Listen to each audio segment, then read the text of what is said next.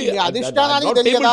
రేవంత్ రెడ్డి గారు not able to digest. కాదు, రేవంత్ రెడ్డి గారు చెప్తే గానీ అధిష్టానానికి తెలియదా జీవన్ రెడ్డి గారి గురించి అంటున్నాను నేను. అధిష్టానానికి తెలియకపోయేటువంటి ఒక పరిస్థితి లేదు. వీళ్ళ ముఖ్యమంత్రిగా ఆయన బాధ్యత కుటుంబన వేం నరేందర్ రెడ్డి గారిని ఏదైతున్నదో రాజ్యసభకు ఆయనకు అవకాశం కల్పించాలని చెప్పని ముఖ్యమంత్రి గారు అధిష్టానాన్ని ఒప్పించి మరి అవకాశం పొందిండా. ఆయన సలహాదారుడు రేవంత్ రెడ్డి గారికి ఆయన వ్యక్తిగత సలహాదారుడు, ప్రభుత్వ సలహాదారుడు. మనం వేం నరేందర్ రెడ్డి గారికి రాజ్యసభ సభ్యత్వం పొందటానికి కల్పింపజేయబట్టానికి నువ్వు ఏ శ్రద్ధ చూపెట్టినవో, what is the contribution of Vem Narender Reddy to the party? అంటే నా కాంట్రిబ్యూషన్ పార్టీకి అంతకంటే తక్కువ ఉన్నదే? వేం నరేందర్ రెడ్డి గారి కాంట్రిబ్యూషన్ కంటే నా కాంట్రిబ్యూషన్ తక్కువ ఉంది ఆ పార్టీకి. నువ్వు వేం నరేందర్ రెడ్డి గారు నీ సన్నిహితుడు, నీ వ్యక్తిగత మిత్రుడు కాబట్టి ఏదైతున్నదో నువ్వు ఆయనకు రాజ్యసభ సభ్యత్వం కల్పింపజేయబట్టడానికి అధిష్టానంపై ఒత్తిడి చేస్తాను, అవకాశం పొందుతావు. అదే చిన్నారెడ్డి గారే నిజంగా కూడా ఐఎమ్ రియల్లీ పిటి. నాకంటే senior in the party Chinna Reddy గారు. In 84 he was AAC's youth president of the Telangana state. ఆయన వనపర్తి శాసనసభ సభ్యత్వం టికెట్ ఇచ్చినట్టు ఇచ్చేది ఎత్తున్నదో ఆయన గెలుపు అవకాశాలు కనరావటం లేదు అని చెప్పని మరి ఇంకో అభ్యర్థికి టికెట్ ఇచ్చిందా. ఆయన మానసికంగా ఎంత నలిగిపోయి ఉంటాడో ఈ మధ్య కాలంలో ఇక్కడ చూశాను పత్రికల్లో. అనడానికి నేను ఆత్మహత్య చేసుకోవాలంత బాధ కలిగిందని చెప్పని పేర్కొన్నాను అంటూ నేను. ఆయనకు రాజ్యసభ అవకాశం కల్పించాల్సిన ఒక బాధ్యత మీపై లేదా అనే? చిన్నారెడ్డి గారు ఏదైతుందో రేవంత్ రెడ్డి గారి దగ్గర మిత్రుడు. మధు యాష్కి గారు ఉన్నారు.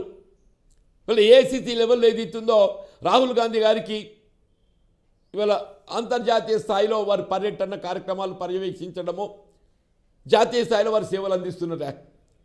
వంశీ చంద్రెడ్డి గారు ఉన్నారు, జాతీయ స్థాయిలో వారి సేవలు అందిస్తున్నారు.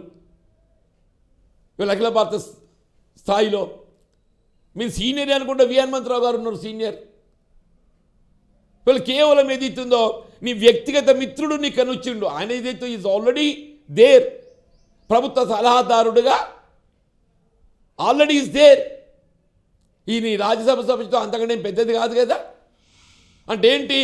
It's only to give an impression పార్టీలో నేను అన్నదే నడుస్తుంది, పార్టీలో నా సూచనలకే ప్రాధాన్యత ఇవ్వడం జరుగుతుంది అనే ఒక ఇండికేషన్ ఇవ్వడానికి ఏదైతుందో ఇవాళ మీరు వేం నరేందర్ రెడ్డి గారిని ఏదైతుందో తెరపై తెచ్చి అని రాజ్యసభ సభ్యత్వం కల్పించి ఇంకేం కావాలనే అంటే జీవన్ రెడ్డి గారు అధిష్టానాన్ని మించి రేవంత్ రెడ్డి పార్టీని నడుపుతున్నారంటారా మీరు?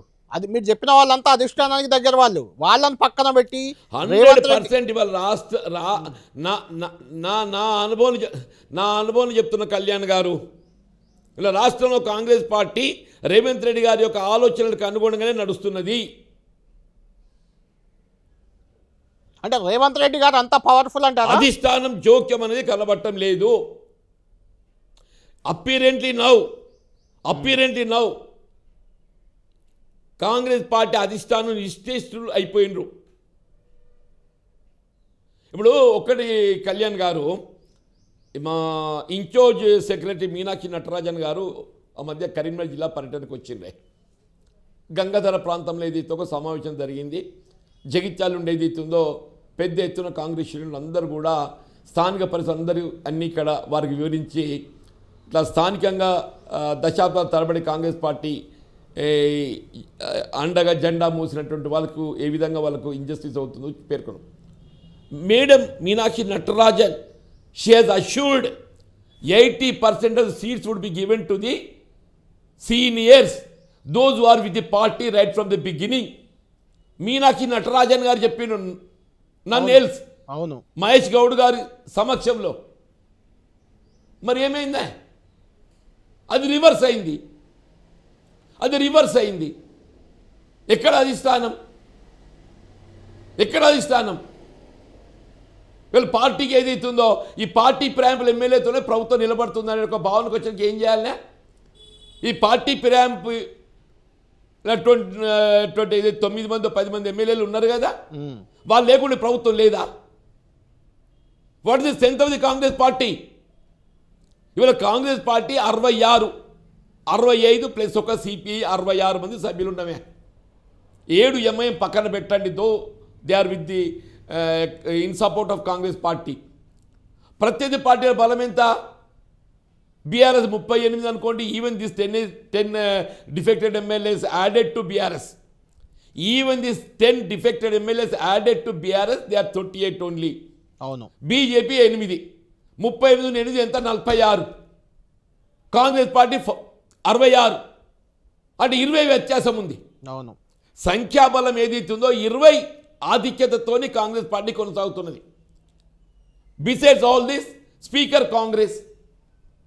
ఎవరైనా కాంగ్రెస్ సభ్యుడు పార్టీ పిలించాలని చెప్పి భావిస్తే, తలుస్తే చర్య తీసుకునే అవకాశం, అధికారం స్పీకర్ గారికి ఉన్నది. అలా మీరు 119లో 100 మంది ఉంటే ఈ ప్రభుత్వం బలంగా ఉన్నట్ట?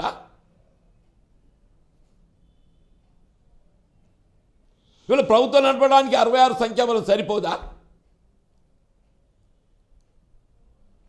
అంటే జీవన్ రెడ్డి ఏంటి 66 అనుభవించాల్సినటువంటి యొక్క